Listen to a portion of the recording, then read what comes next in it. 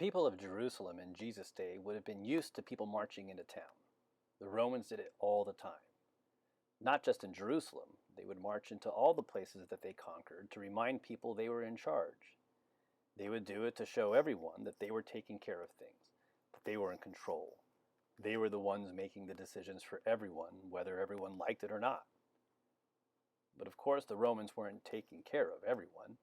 They were taking care of themselves, or more specifically, everyone was taking care of the emperor. This wasn't a just or sustainable situation, and this kind of made the parades necessary.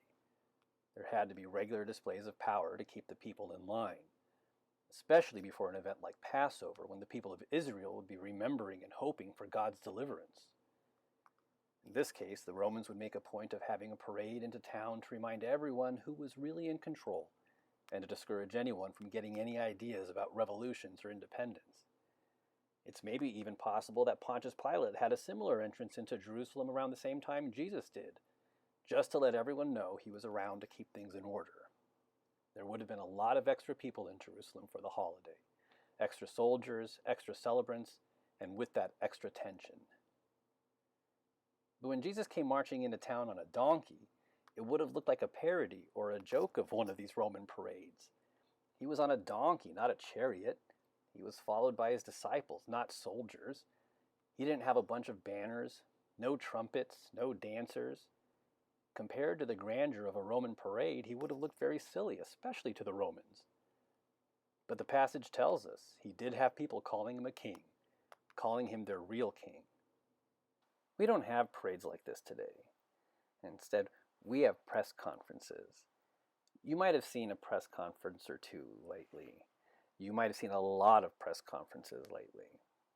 And while a press conference is ostensibly about giving information, they're also about showing us who's in charge.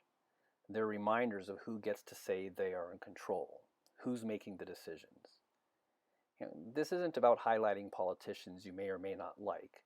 Instead, it's about setting up how odd it was for Jesus to march into Jerusalem like a king. When we see someone standing at a podium with a microphone and the cameras, and when their message is broadcast, in addition to whatever words they say, they're also showing that they have some degree of power. It would be really odd today for someone like Jesus to have a press conference. He was a peasant. He didn't have any fancy degrees, no credentials, no title, no high-paying job. He wasn't anyone's special advisor. He didn't even have any specialized expertise. It would be odd for him to have a press conference. It would be even weirder if a bunch of people tuned into his press conference and said, "Oh, this is the guy. This is the guy who's really in charge. This is the one that we're going to call our leader, our king." But if there were a Palm Sunday today, like that first Palm Sunday, that might actually be what would happen.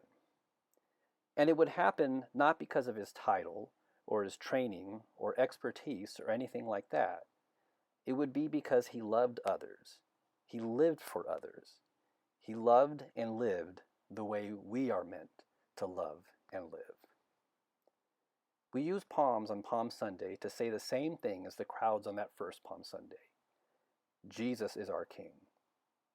We have the opportunity right now to say Jesus is our King. It doesn't mean we're perfect. It doesn't mean we always know what to do or have an easy answer. It doesn't even mean we know exactly what will happen.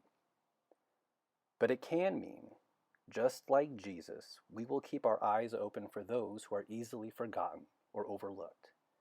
That we know we are in this together. That everyone is our neighbor, and we will love our neighbors just like we love ourselves.